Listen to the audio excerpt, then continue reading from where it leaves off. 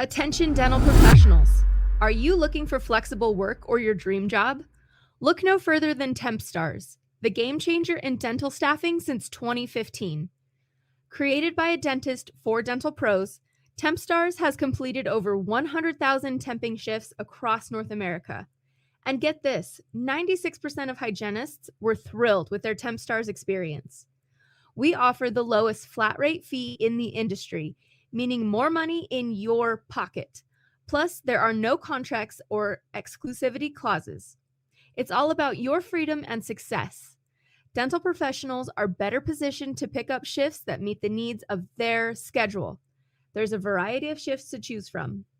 And on the flip side, if you need a permanent gig, TempStar's revolutionary job board is free, and we never charge for permanent hires. Last but not least, TempStars has a full-time, friendly support team that is ready to help.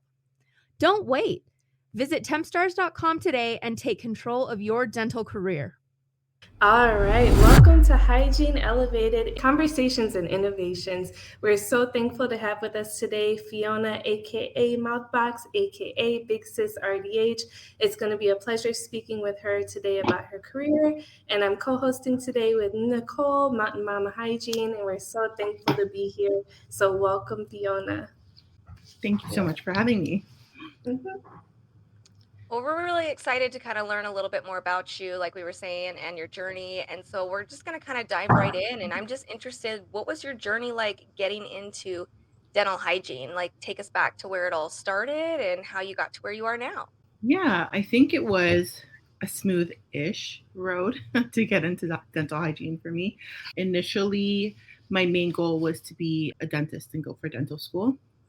So I do have dentists in my family who were a little bit of mentors for me. I used to visit them over the summers, do some level 1 assisting and like kind of charting, bring the patients in. So I kind of had an idea of like what dentistry was all about, but not really dental hygiene. So I did start as in dental assisting.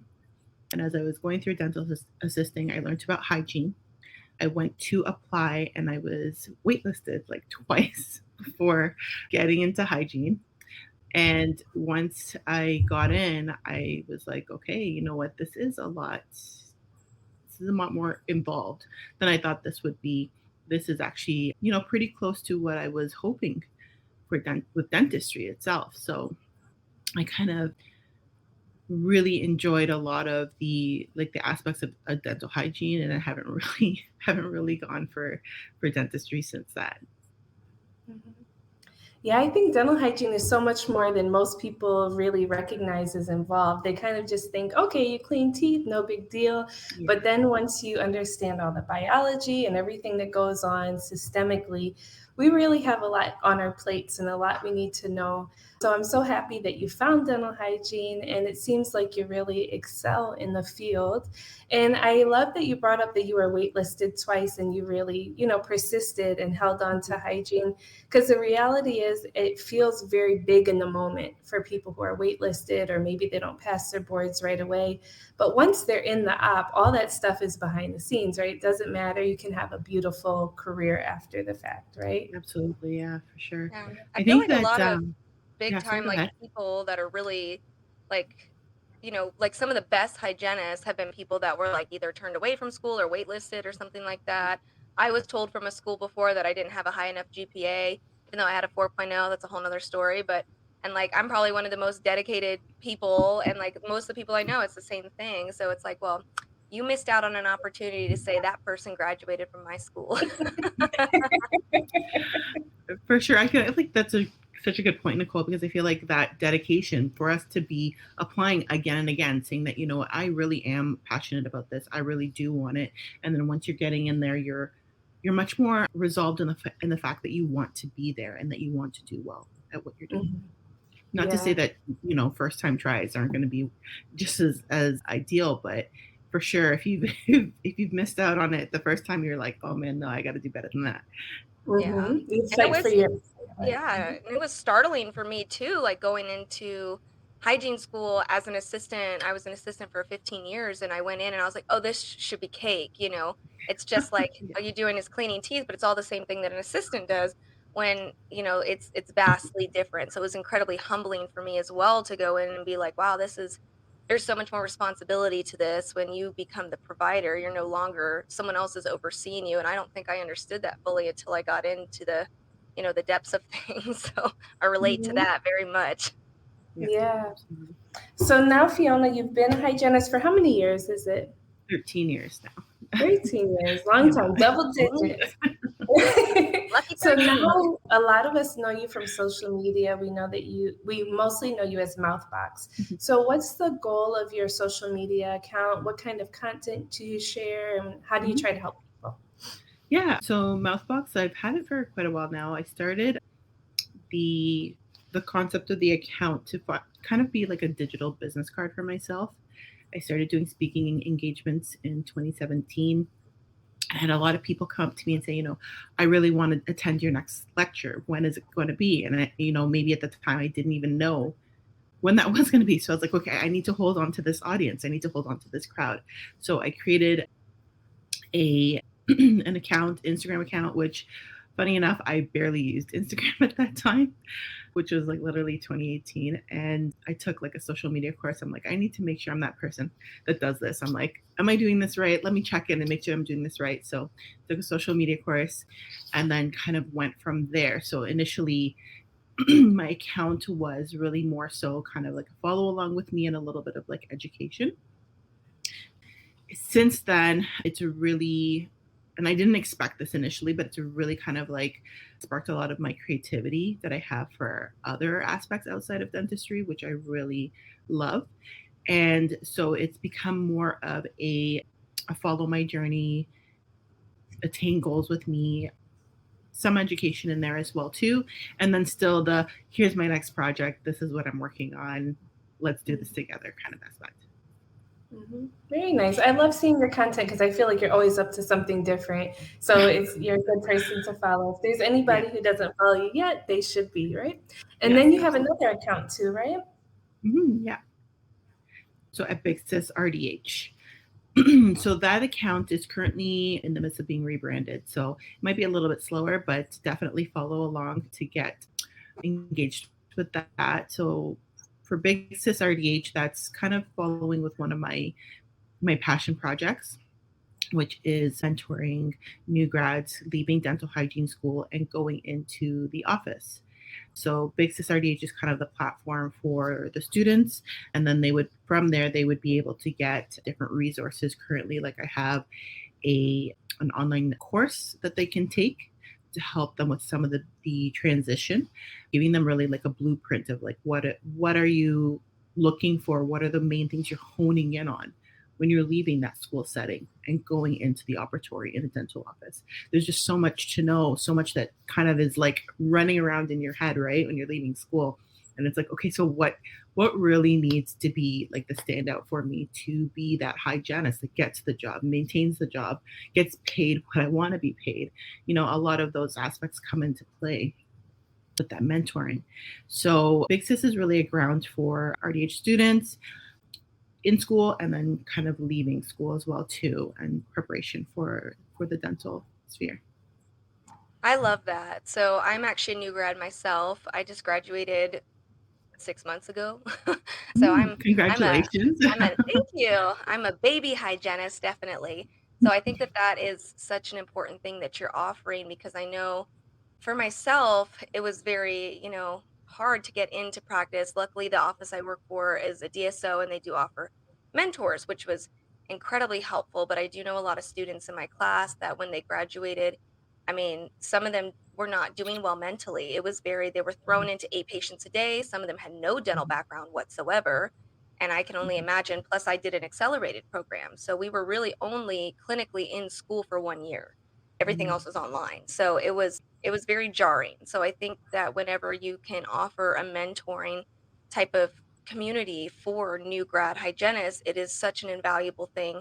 And it's such a kind thing too, because there's so many people that are judgmental in this world too, that are like, oh, well, this is easy, or you'll get it, or whatever. But when you have those kind of basic questions that, okay, maybe you should know, but like you don't have the experience to know, it's really nice to have someone that you feel comfortable with to go and be like, hey, I'm struggling with this. Can you help me? Or, like you said, you have a blueprint. And I think that's a beautiful thing that you're offering. So that's really cool. I'd love to check that out. I think that'd be beneficial for myself and others that I know for sure. Yeah, for sure. There's so many times where it's like you said, like those questions that you feel like might not be, you may not want to ask them because you kind of have that like hesitancy to be like, maybe I should know this already, or maybe somebody's going to think that I shouldn't be asking this. But I think once you kind of get in there and you realize how important the field is, how important everything you're doing, every step by step, you're like, okay, I really don't want to falter at any of these steps. I really want to make sure that I'm doing them correctly. That's really is key and kind of like where I'm going with this. Mm-hmm. It's so cool. And I think you're in such a unique perspective to be able to offer that advice because you are one of their professors. So you know exactly where they left off, but yet you still work clinically from time to time. So you know what that's like. Now, how often do you work clinically? And tell us a little bit about what you love about clinical hygiene. Yeah, so I did take a year off from clinical work because I wanted to focus really on more of the business aspect and then seeing kind of more with the outside of the op aspects. But I've since started doing 1 day a week in clinical again. I do miss it. I love clinical. Like for me, it's never been I want to run away from clinical. It's just more, how can I feel more fulfilled about everything that I'm doing with my career? So I do work once a week clinically to kind of still stay in there, still see patients, still provide the care that I've really drew me to what I'm doing. And I have such a love of helping people see things in a different light, in a different parameter. And then also slight maybe OCD about cleaning. So like debriding is like right up my alley because I'm like, I have to get everything, like nothing left behind. So that's all satisfying for me. So when you were kind of like deciding like you wanted to do something a little bit outside of the op, like what were the first kind of steps that you took to look for, like, did you already have an idea of this is kind of what I want to do outside of clinic, or were you kind of like, I want to do something outside of clinic, but I'm not sure where to go? I really started with a love of wanting to be in the teaching sphere. That was really where I want this additionally with working clinically. That's where I was looking. And as I was looking through the college's job applications and such, I was noticing, there were some things in there that I just really didn't have in my experience. And I wanted to really boost myself, make sure that I was the best candidate once I was going in for the job. So I started to apply for other roles that I thought could build me while I was waiting to be like qualified enough or have enough yearly experience to be qualified in the teaching sphere. And my first gig that I saw was not first gig that I saw, but first one that I really like looked at it and was like, okay, like I feel like this is really up my alley, was a educational role with a dental pharmaceutical company. And so this one relied on me educating their clinics. So what things that they purchased, they would want a clinical based educator to be able to go into the offices and really discuss it with the dentist, discuss it with the hygienist assistants, whoever needed to use the product. And then they also wanted somebody who was clinical based, who could educate their sales team, because a lot of their sales team didn't necessarily start with a dental background. So I was like, okay, perfect. This role is like just for me. This is like up that teaching alley. This is going to really help boost my resume. Needless to say, that position, I did it for about 2 years. I'll be completely honest, because a lot of people, when they look at outside of the op positions, they're like, I want the same pay. Guys, I took a huge pay cut for this because I was so aware of how much the knowledge that I was going to get from this was going to elevate me afterwards. So for me, I took a pay cut and didn't really, and at that time I made it so that it didn't really challenge my life. But sometimes that's something you have to consider when you're making a change from the op, is initially taking a pay cut to get the experience or get the knowledge that you need. And that position opened my mind or my eyes to so much more that was out there. I would say that position has given me like clarity on a lot of different things that I was able to do, to go for, how to talk to sponsors, how to talk to companies, how to talk to other faculty, like so many different aspects that really made me successful for now in what I'm doing. So, I mean, there's, once you start looking at other positions outside of the op, it may not be exactly what you had in mind. But once you start taking the opportunity to go to them, it really opens up your parameters. And that's what it did for me. And that's really where, outside of teaching, it really opened up, okay, this is what I could do. Because it started me on the role of speaking. And then a lot of other things kind of went from there. Very cool. Okay, so you went from clinical hygiene to product educator or pharmaceutical rep? For a dental pharmaceutical company, yep. Mm-hmm. And then you started public speaking, and then did you go straight to being a professor there, or? Yeah, then I was able to get that clinical-based role that I wanted from those aspects. The speaking didn't really lend towards it, but definitely what I did with the dental pharmaceutical company definitely helped towards that. And then it also gave me the time to build my further certification that I needed to be able to to teach in that realm. Yeah. Okay. So now you've been teaching for how long? 6 years now. It's a long time. Yeah. A lot of us have some hygiene school trauma, right? We've had that mean professor, the crazy amount of work, the stress and everything. So I think we all think, okay, if I was a teacher, this is how I would be. So what do you do to try to be the kind of professor that you needed when you were in school and be your best self for your students? And how do you go about advocating for change in a hygiene program? For sure. So being the best professor, to be honest, I was very lucky. The school that I had quite a few faculty who were just like the faculty that you would have hoped you would have when you're in school. So I think I had a lot of really good role modeling initially from the experiences that I had.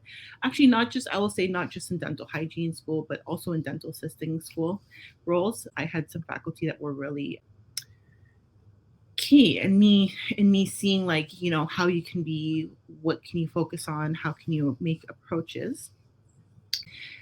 And when I started school, I really wanted to, you know, I was really passionate. I was like, yes, let's go, come on. And I started, and then like the students would look at me and be like, okay, like I'm not feeling it today.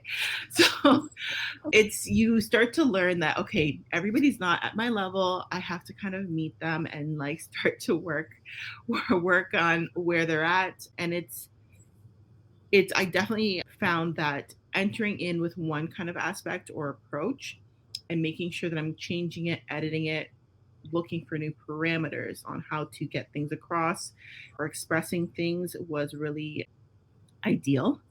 I can honestly say that I have very few tough conversations or difficult situations because of the way that I now approach things with students. It's made things to be a lot smoother.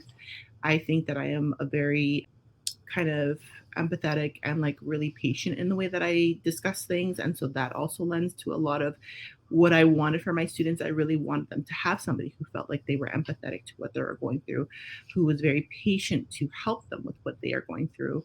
And sometimes it's, you know, there's not so much I can do with finding patients and stuff like that. But, you know, maybe I'm going to sit there and listen to the concerns that they have in that moment and get it off their chest, whatever it may be. I've just found that just empathy, number one, was really key. And then just communicating in a really calm mannerism, understanding mannerism. And that's really led me towards being, I think, a little bit more what I would love to be as an educator. And I hope that really relates through for my students. Mm-hmm. That's awesome. So it's kind of like the same thing as, you know, you want to treat other people the way you want to be treated. It's kind of like you want to treat the students like you would want your instructor to treat you when you were a student. And I love that you approach it in that way, because there's definitely those instructors that approach it in I deserve to be here. You will respect me no matter how I treat you. And then that's automatically well, I don't respect you kind of thing, and it's just, I think that that's wonderful that you at least attempt to, find that common ground. I think a lot of times instructors forget that we're all adults. There is a level of respect with an instructor and a teacher to a student, but we're all adults, and sometimes the instructors are even younger than some of the students, and we're here to work together to get to the same goal, which is to get educated and graduated. So I love your approach to that. But it seems like you have so many different really cool projects and so many things that led you up to becoming a professor, which was your end goal, which I'm so excited that you got to do that. So what have been some of your favorite projects that you've worked on to get to this part of your hygiene career? Yeah, for sure. I think one that I've recently started and just kind of we're culminating into making it a little bit bigger and kind of plays again on the whole mentoring aspect is the RDH New Grad Summit. And that one I've actually partnered with Tempstars, which is a dental placement app.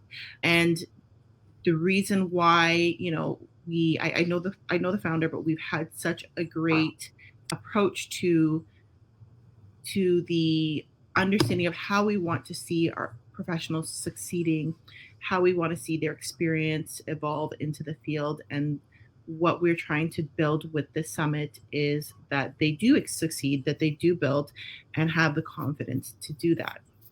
And so the summit is a in-person one-day summit. It may change, it may form later on into something else, but right now we've identified we want it to be a one-day.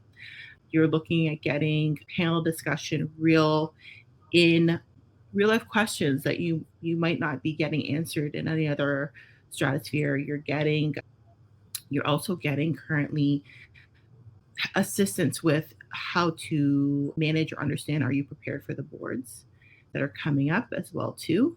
So it's a really great day, with Tempstars and with Mouthbox, where we can really help those new grads that are going into the op. And this is really what I wanted when I had started with my mentoring. I wanted it to be a live component because, you just get so much more out of it when something's live. Unfortunately, COVID happened like kind of in the beginning stages of when I was doing it initially. And, I had one summit happen, but then I wasn't able to kind of continue because of COVID. And so that's why I created the online course component.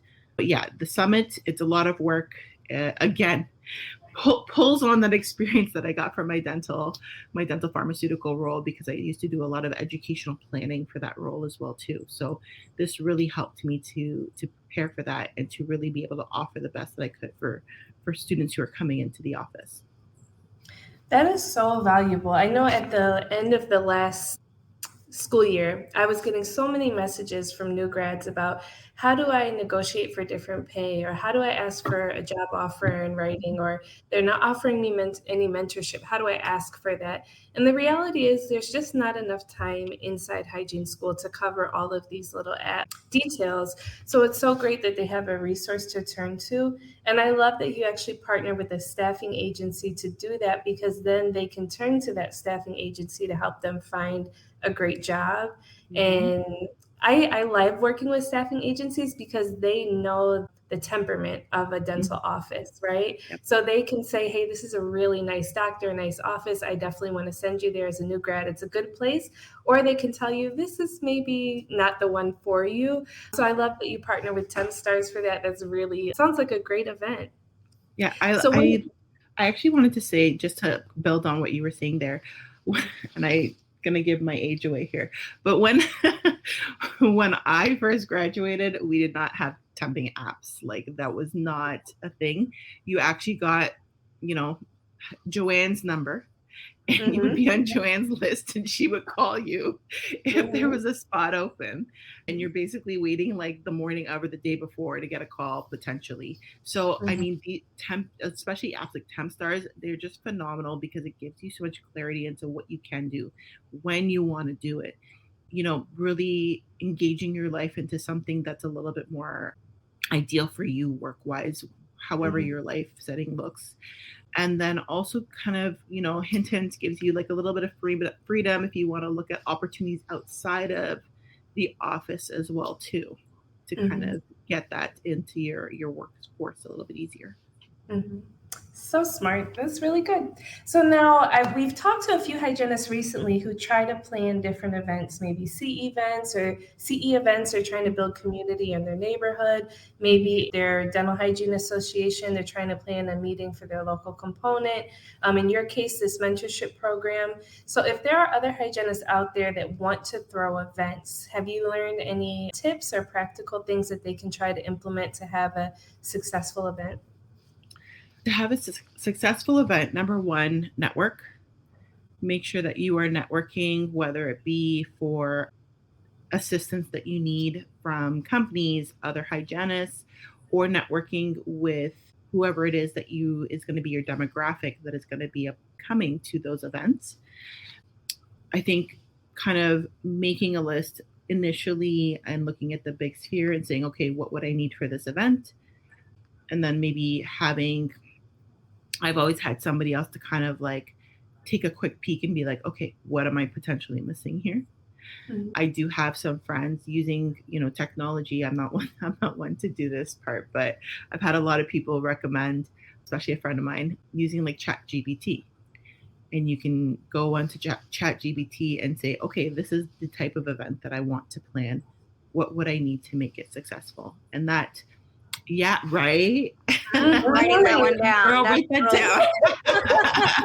ChatGPT is my homie. It does everything for me.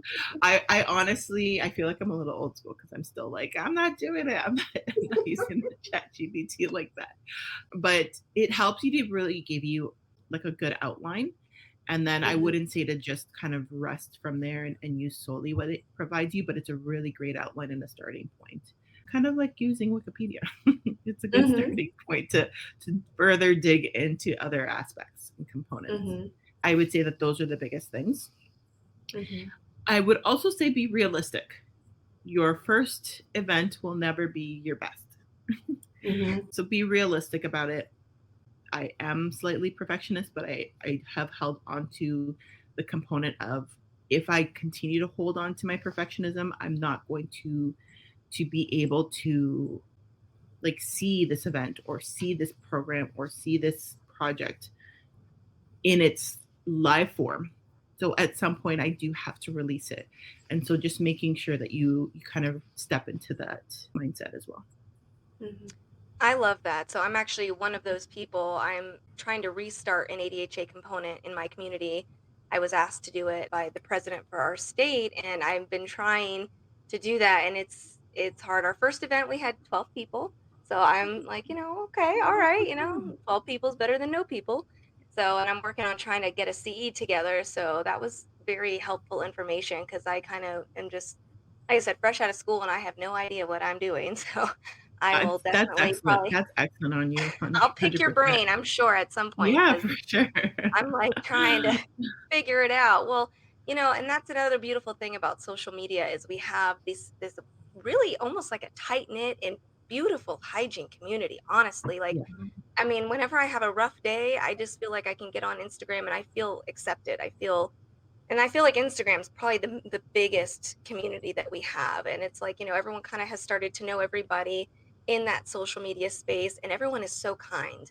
Honestly, I can't tell you like how much love I have felt.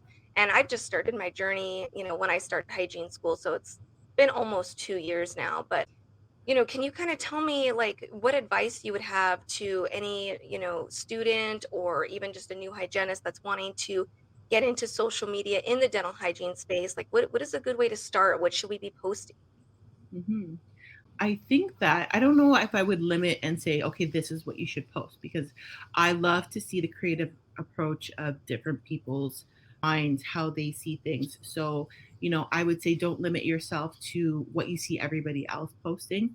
If you want to convey something, you do it in your parameter, and you never know, that might actually be like the new way of doing it, and you'll start a new niche, who knows. But I think the number one thing is kind of like go for it, right? Kind of that same back in what I just said before. Don't be like, so, okay, this is not perfect and this is not that. And it's really, and I'm sure you both having social media accounts can attest to this, like you continue to grow and to change and rearrange and make a different approach as you go along. So no matter where you started, 3 months from then, you're not going to be the same approach. 6 months from then, you're going to be an altered approach. And I can say that's the same for me the entire way.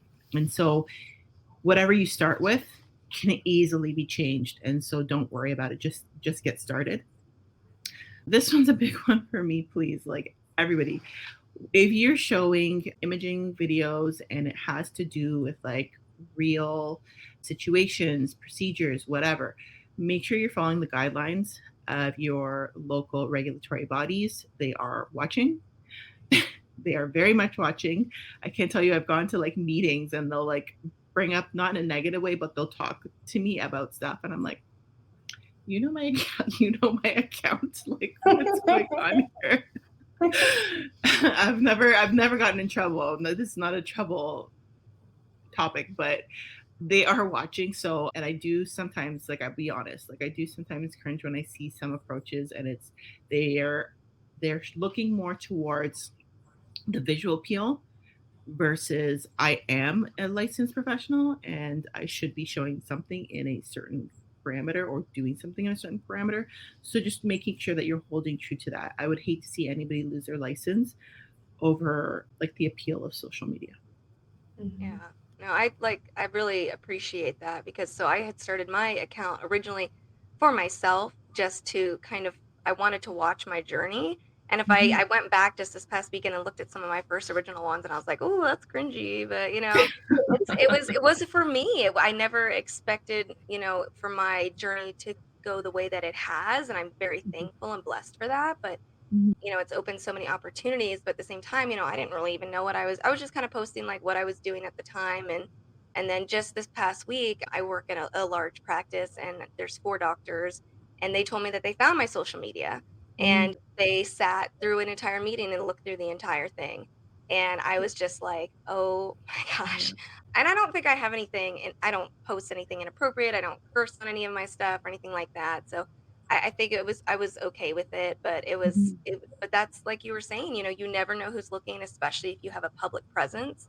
Yep. So I think that that's a fantastic way to do it. I also had a situation when I was in school that I had posted like a picture of this x-ray and it didn't have anybody's name or anything like that. It was just this really cool thing. And someone's like, this is a violation. You need to take this down. And I was like, oh, I didn't even think about it like that. Yeah. So, you know, those are the things you really do need to think about. I did take it down or whatever, but you know, it was just, you have to be careful with what you're posting. And especially if you have an end goal that's on a more professional route, you need to be cognizant of that. Yeah. I'm also going to add in where you're posting too, because I know a lot of us are really excited to show like things in our ops, but the dentist that you're working with or the owner of that practice may not also be as avid to want their office or operatories on social media, or maybe not even on social media, but just in conjunction with what your topic is. So you also have to make sure that's, and you'll notice a lot of my content does not have operatories anymore or stuff like that, because I don't want to kind of get into that parameter where it has been a concern for me in the past and a lot of other influencers that I know. So just keeping that in mind as well too. Getting full consent from the owner of the clinic before you do any imaging. Yeah. Like when I was in school, my school followed me and I did a lot of stuff in our clinic, but it was more because, you know, we were a school and it was originally my whole thing was for students to have you know, an idea of what to look forward to, what school was going to be like, you know, what that kind of a thing. But my school followed me. Their social media followed me. They would like comments. They would comment on things. Again, there was never anything negative, never anything that they were like, you need to take this down. But I was very cognizant of that because I could see that they would follow me. I could see they would like things. And it was almost like in a, hey, we're watching you kind of way. Yeah, that would feel super stressful for me. Now, Fiona, for those of us who do have social media, though, sometimes brands will approach us. They'll say, oh, we want to send you something. Do you mind posting about our product? Or sometimes brands want to work with you on a paid basis. Do you have any advice about what companies you choose to work with and how to have good relationships with those people? Yeah, I think that's a really great question because it's such a hard topic and it's nuanced and it's just something that's still kind of like growing because even you mentioned, you know, like our dental community is really nicely knit now, but it wasn't like that. When I first started 2018 with my account, there was pretty much no dental community. So it's something that's still growing, and a lot of companies are now starting to really be like, okay, these are people who we do want to tap into as resources and have them working with our companies. So you can definitely work with whatever company I feel like you see yourself believing in their product. You see that product is, I would say, of quality. I'm not going to stipulate what anybody feels quality is, but like it should be something that you feel is helpful, not harmful, potentially researched. As a licensed professional, you don't want to promote something that's not, like along those lines. And dealing with the component of, do I do this for free or do I get paid? It's a hard one, because there's a lot of times where you look at a product and you're like, you know what, I really want to try this. I really believe in it. I really want to work towards it. And you can ask. I particularly, like, there might be some products that I want to work with or companies, and they don't necessarily claim to have a budget, or maybe I'm not sure if they have a budget for social media. You can say to them, first of all, make sure that whatever somebody's trying to send to you or gift you, do they require you to create some kind of content or deliverables with that? That's the number one thing. I do not accept anything for free if I'm required to create. This has to be I want you to try it. There's no strings attached to this. Mm-hmm. I want to make that content because I love it, not because I'm being required to and for no charge. The next thing is saying to them, okay, well, let's make a deal about how we can create content with this. And if they say that they don't have a budget for it, that's going to be up to you in that moment. If you feel strongly enough about it to utilize that product, and then you can kind of come back to them and say, okay, well then let's do this. And hopefully this will create a great relationship so that once you do have a budget, we can discuss at that time to do something. You can look at it as, okay, no way, I don't want to do it at all because I'm not getting any kind of compensation. Again, they would be paying for your exposure to your audience and beyond. They'd be paying for your clinical knowledge and exposure, right? And then your creatistic approach, or whatever type of approach that you are bringing to the table, to put that up there. That's a lot of different parameters, and it doesn't take. It's not easy. It is not easy as well too, right? Like, actually, it takes time. So, like, I'm sure you both can attest to this. Like, it takes time to do this work. So, those are a lot of components to not be paid for. So, you have to think about: is this important enough for me to go ahead with it? Mm-hmm. And then if they do say, yes, we have a budget, we want you to make some deliverables, let's do this together, don't think that you have to take that first offer as well too. Discuss with them what you feel your amount is that you would like to receive for that, and then negotiate from there. Mm-hmm. Yeah, very wise advice. Thank you for that.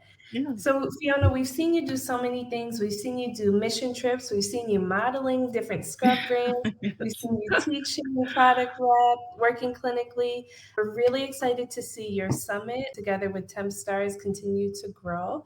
Is there anything else we should look out for from you in the future? I think for in the future, like I will definitely have more projects. I'm just that person. I'm always wanting to do more, having like ideas and just wanting to see how I can get them to come to life. So there definitely will be more projects, definitely with Big Sis RDH. That one's my next one, a focus. That will be really, I really want that to grow in a really positive light. I have a lot of ideas for it and a lot of excitement in the mentoring that it can provide for the new grads.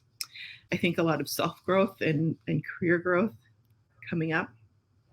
I am currently 7 months pregnant, so another baby on the way. So that'll be very interesting to see how I can fit all of this together with being like a mom of two. So maybe Nicole, I'll have to take some notes from you on that, because you're almost a mom of three with your dog. Well, Well, that's beautiful. We're so proud of all you do, and we're so thankful that you share your knowledge with us in our community. And we just can't wait to see the different projects you get into. But we know for the next few months, we're going to let you chill and focus on what's most important with this baby on the way. Yeah, absolutely. But I can also tell just with your drive and stuff, you're not going to have any problem with that. You have such passion for what you do and for the community that we have, that even with that baby, you're going to be doing great things. So Probably. I'm excited. Thank you so much. Well, if you look back to being a new grad, what piece of advice would you have given yourself back then? Mm-hmm. I think that the number one thing that I would love to have done for myself that I didn't do was travel more. I didn't take the time to take a break. After I left school, I was just so like, I have to get in there. I need to get a job. I need to do this. I wish I had taken a moment to kind of travel a little bit. And I'm not saying like I need to go across Europe or anything like that, but just something that kept me still enjoying life versus going straight from hygiene, school, which is so stressful, and then going into a new job, which is so stressful. And I mean, given your whatever you can handle in your life circumstances and what have you, but just whatever it may be, maybe you're going for like a road trip and you go for a week or whatever it may be, just make an experience that really will help you to kind of enjoy that movement from school to work, and not have you from one stressful spot to another stressful spot right away. I think the other thing is I would have temped more. Again, wishing that, TempStars was around back when I was a new grad so that I could have, found offices and jobs really easily. And then also be like, here's the other component for an app like TempStars, where you can be paid an acceptable amount being a new grad. I had an experience as a new grad where I was severely underpaid, probably less than the assistant. And they looked at me in my face and said, because you don't have enough experience. So, that's something else that's really great about TempStars and apps like this, is that you're going to get that level of, you can't really like mess around with me on payment in that aspect, which is really good. But yeah, temping really, really helps in the way that you can see what is out there. And even for like Nicole, I was doing assisting before. Sometimes you get locked on, this is how this one office is that I work in, and this is how all of them might be. So even though you've been in the field, you might have only been at that one office and been like, this is what dentistry is like. Meanwhile, if you tempt a bit, you could see that there's different approaches, different kind of ways of running offices, and something that might be along the lines of what you feel is more to your liking, and would really help you to just enjoy dentistry the most, because that's the number one thing, falling into that office and feeling like you can't go into anywhere, and then just hating the career because of the people, the office, or the parameters, versus like, that you could find something a little better. So that's, I'm a huge proponent for temping in the beginning as well. Yeah. That's one of my big regrets too. I feel like I just kind of went on interviews. They offered me a job and I was like, oh, okay, I'll take that one. That sounds good. Let's go with this. Yeah. Yeah. Because I didn't really understand how vastly different the office environment could affect your joy and your love for hygiene and your patient care. So I think that's really wise advice, to see what else is out there. Mm-hmm. I know you mentioned TempStars. I'm so excited because I just found out that they don't charge a placement fee when you hire someone permanently. And because I'm an office manager, it hurts me so much when we have to pay a placement fee when we hire someone from an agency. It's a lot of money, and temp rates are really high. So a lot of offices are struggling. So I think that's really cool that if you hire someone from TempStars permanently, you don't have to worry about that placement fee. So I'm excited they're expanding to the US. I just heard about that. So I'm ready for them to come to New York. Yeah. Yeah, they're definitely growing stronger, much stronger. Mm-hmm. They're one of the highest used apps right now, but for sure that growth in the US is coming there too. Mm-hmm. All right, Fiona, it's our last question of the day. So if you think back to your career, what's something you feel like it took you far too long to learn and you wish you could have figured out sooner? Oh my God, how to advocate better. How to stand up for myself a lot better, a lot stronger. That is something that I do focus on with my mentoring component, but just making sure that I can advocate well. And it really, I think my lack of advocating effectively really held me in like worse conditions or lower pay. A lot of different components that just weren't right held me in those spaces a lot longer. Mm-hmm. Yeah. Good advice. Well, Fiona, it has been such a pleasure having you on the Hygiene Elevated podcast. Thank you so much for your time. And anybody who's not following you, they'll find you at Mouthbox. And we thank you so much for everything. Thank you, Nicole, for hosting with me. Yes, thank you for coming on with us. It was so great to kind of get to know more about you. Yeah, thank you so much. And I really love also, again, what you guys are doing with the podcast and keeping it, educated throughout the longevity of the career, what's out there, what's going on. I think it's so needed. Thank you so much. Yeah. Yay.